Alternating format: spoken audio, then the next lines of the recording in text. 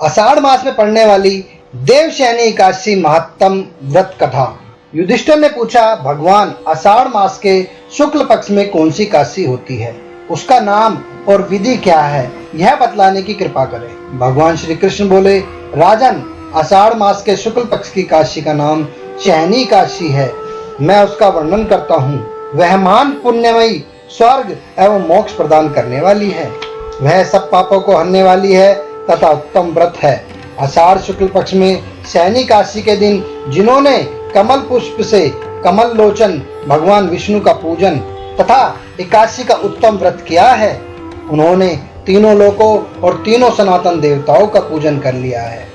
हरिशयनी एकादशी के दिन मेरा एक स्वरूप राजा बलि के यहाँ रहता है और दूसरा क्षीर सागर में शेषनाग की सैया पर तब तक शयन करता है जब तक आगामी कार्तिक की एकादशी नहीं आ जाती है। अतः आषाढ़ शुक्ला एकादशी से कार्तिक शुक्ला एकादशी तक मनुष्य को भली भांति धर्म का आचरण करना चाहिए। जो मनुष्य इस व्रत का अनुष्ठान करता है वह परम गति को प्राप्त होता है। इस कारण यत्न पूर्वक इस एकादशी का व्रत करना चाहिए।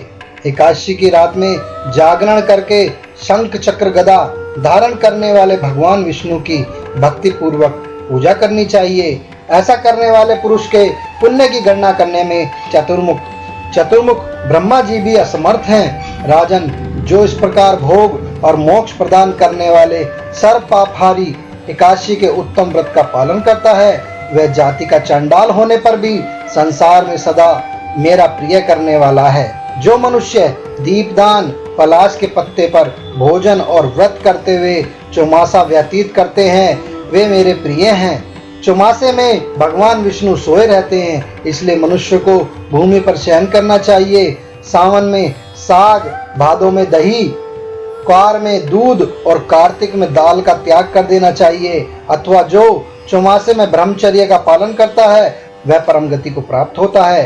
राजन, एकादशी के व्रत से ही मनुष्य सब पापों से मुक्त हो जाता है। अतः सदा इसका व्रत करना चाहिए, कभी नहीं भूलना चाहिए। शयनी और बोधनी के बीच में जो एक कृष्ण पक्ष की एकादशियां होती हैं, गृहस्थ के लिए वे ही व्रत रखने योग्य हैं। अन्य मासों की कृष्ण पक्षमयी एकादशी गृहस्थ के रखने के लिए नहीं होती है। शुक्ल पक्ष की एकादशी सभी को करनी चाहिए।